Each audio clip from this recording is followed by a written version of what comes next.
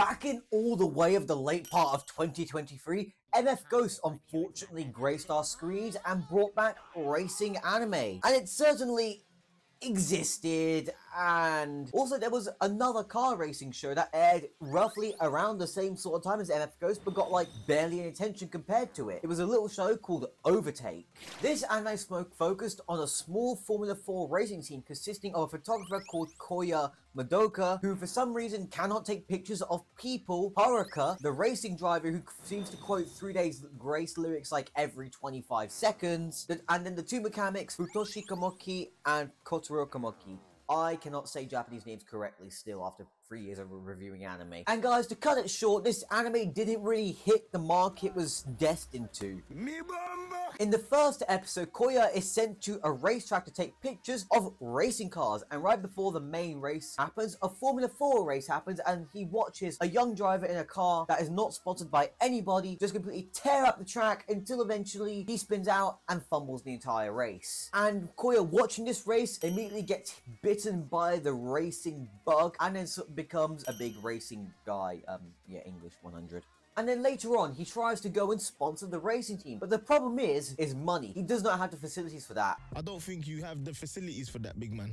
Funny enough, it costs a lot of money to sponsor a race car, and he does not have a lot of money. And now, transitioning to the other racing team called Belo Riso, at least I think that's how it's meant to be said, which is quite literally the polar opposite of the other racing car team thing. They're basically this universe's Ferrari because their team color is red, they have a metric ton of sponsors, and one of the drivers is basically just a fucking playboy, and then his teammate is also another edgy guy. But I don't want to talk about them. Get them the heck out of here. They're a bunch of boring characters anyway. I want to talk about the boss of the racing team called...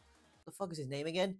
Noritsune Ena. I'm not good with my Japanese names. I need to start like learning Japanese or something, man. Who has, by the way, some impeccable taste in cars. And throughout the series, he's seen driving a Lancia Stratos. And guys, the Lancia Stratos is quite literally my favorite car to like ever have been made. Whenever I see it, it just makes me want to make this noise.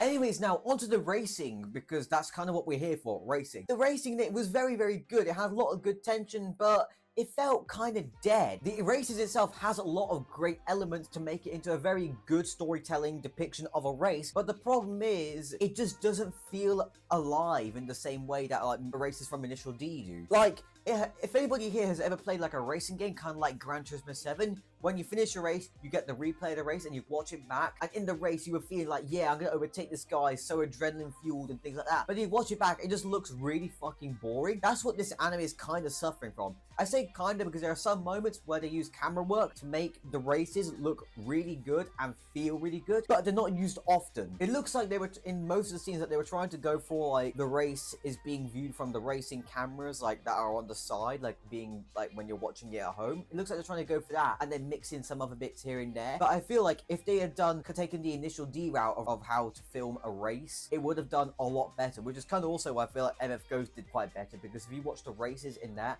you can feel the action in a way. But I'm by no means an anime producer. I'm just throwing out my opinions there into the internal void of the internet. Wait, that's not the right word.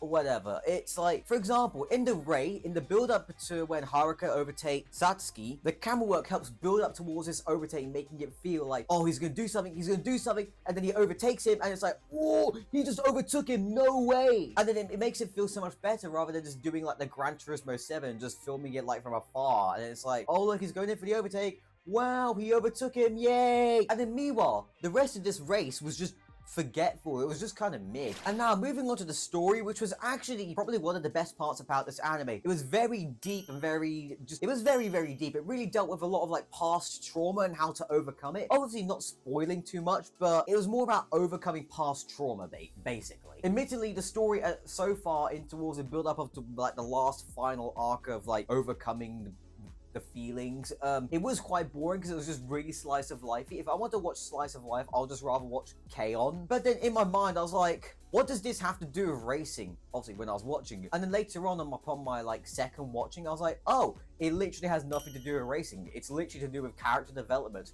What the hell is character development? I don't know. Because right at the end of the anime, some character development actually happens. Koya is able to take pictures of people, and then, get this part, Haruka stops being edgy and stops quoting 3 Days Grace lyrics and learns to be nice to people. Now guys, originally this video was gonna be me just dunking on the anime because of how shit it was. But then I realized, oh, this is just not actually that shit. Never mind. I feel like if the anime had gotten a bit more effort into like the racing scenes and just some of the small little bits here and there, it probably would have done a lot better, and maybe some more marketing as well, because it was going up against the fucking successor to Initial D, so maybe a little bit more marketing may have pushed it like towards like an equal level at least. And then for me, overall, this anime is kind of like a 7.5 out of 10. It was very enjoyable, but it just needed some more oomph to it. And if you happen to enjoy manga and anime about cars and racing, check out this playlist here of every single car manga and anime video I've ever done. Anyways, thank you for watching and goodbye.